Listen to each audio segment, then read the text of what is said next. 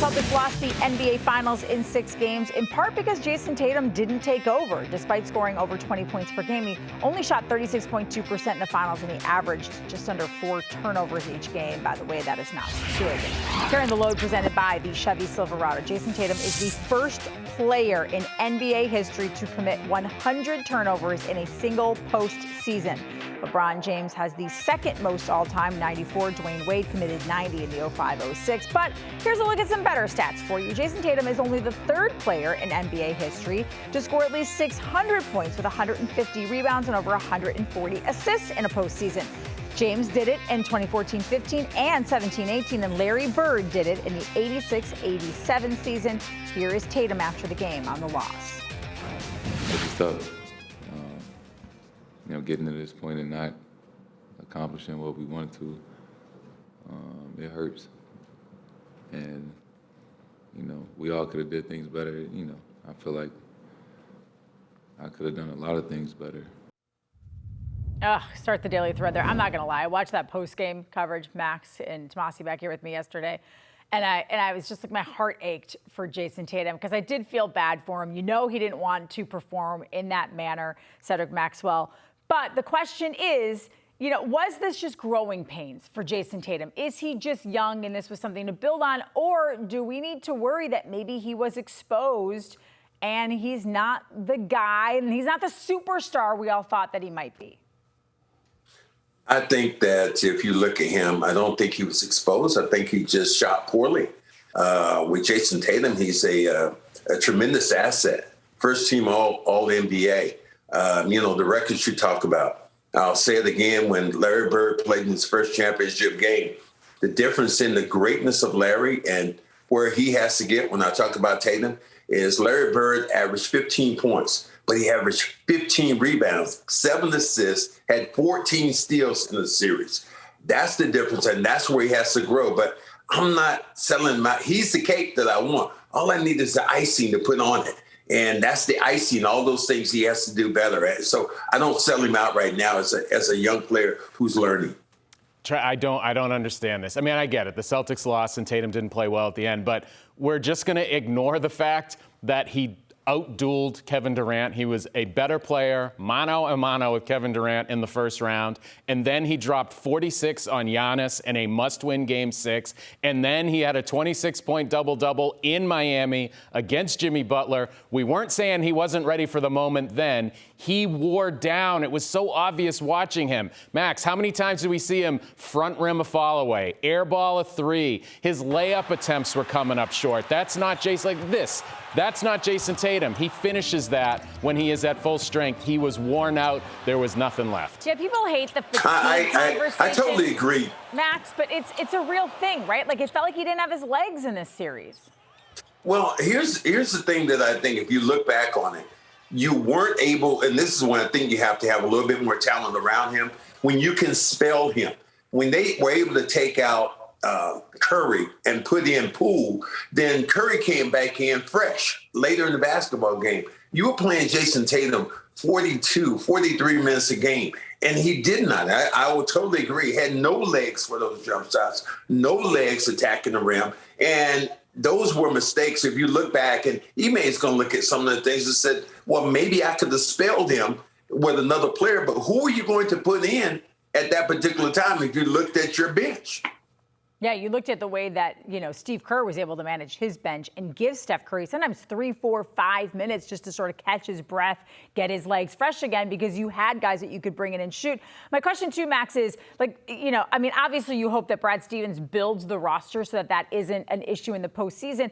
But do the Celtics need to manage Jayson Tatum a little differently during the season as well, even though he'll only be 25 next year? Yeah, I think you're right. Managing a guy's minutes and you're watching him grow, I think is always essential. Keeping those minutes low and then making sure he's fresh at the end of the day. But you look at some of the guys that Golden State had that they bought in. Andrew Wiggins was a first-round pick, was the first pick in the draft. Turned out to be a bust, but goes now to Golden State. And really, frankly, he was the difference in this series because I think he outplayed Tatum. So you're going to look at pieces, but you look at people, how they're going to grow. Tatum with that 25 points a game, you have to love that. But again, when you have a failure, it gives you an opportunity to grow. And I don't care who you are, we're all going to fail. But what does he do next year to become better? Stronger, bigger, quicker, and understands he has to be more explosive going towards the rim. Well, Jeff Goodman said at the top of the show that he's not sure if Tatum will ever be a Kobe Bryant type with that killer instinct. And there have been questions about whether or not Tatum has that killer instinct everyone keeps talking about. And today, Felger shared how he really feels about this. I think Tatum takes it too far. Let me stop equivocating. He takes it too far. He takes it too far. He does. And I think that's a potential problem. I'd be all for him walking across the floor, shaking Draymond Green's hand, and congratulating him, and that's all. But I think it goes beyond that with him, where there's not that true competitiveness. I mean, does he ever challenge anyone on the floor? Ever? Okay, so listen, I know that talk radio likes to be a little over the top. Like, I don't see how you can correlate not having, if you want to look at not having a killer instinct and say that he didn't take over a game or, score 40 points and like will his team to a game 6 win. Okay, fine, that maybe he wasn't aggressive enough on the floor, but what they were referencing there, Tomase, is that, oh no, Jayson Tatum had the audacity to go across the floor and congratulate the other team, which is what every athlete in every sport does now. The only person who does it is Rondo, and we call him an a-hole for it, although I actually loved it when Rondo did that. But that's beside the point. I cannot abide by this idea that Tatum, quote unquote, lacks killer instinct. Tim Duncan, did he have killer instinct? LeBron, early in his career, what is he missing? Paul Pierce is dominating him. There's something missing from LeBron's game. You go through it. Giannis. Giannis answered those questions last year. The way you prove you have the killer instinct is to win a title. However you do it, now you magically have it. Tatum doesn't have to be Kobe. He doesn't have to get in people's faces. That is not his style. But don't tell me that 46-point game in Milwaukee was because he lacked a killer instinct. Max, what do you say about it? I'm totally agreeing with him. First of all, stop this. Nobody's going to be Kobe.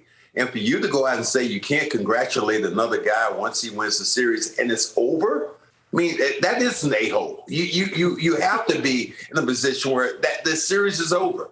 What I would like, and what Felger references, I would love to see a little bit more steam from Tatum. Like when I saw going down, you see all these guys walking in the huddle, Draymond Green walking in your huddle, following you. That to me is like, dude, you should have elbowed this guy to get out of here. So there are things about it. I want to see him grow that way. Marcus Smart can't be your only imposing force out there when you think about guys getting mad on the floor. But Jayson Tatum, man, is a tremendous player. And look at him and Brown. And then we say one thing that for a while, man, we need to trade one of those guys. What happened? They're 2 games away from winning. So I think we need to let him grow as a player, and I think we're going to be better off for it. I know we have to wrap this segment, but one last quick thought from me. I do also feel like if you're knocking shots down like Steph Curry was, you can have a little bit of that bravado. But I would rather see Jayson Tatum be humble out there and congratulate rather than go make one garbage shot and then run down the court like he just won a title.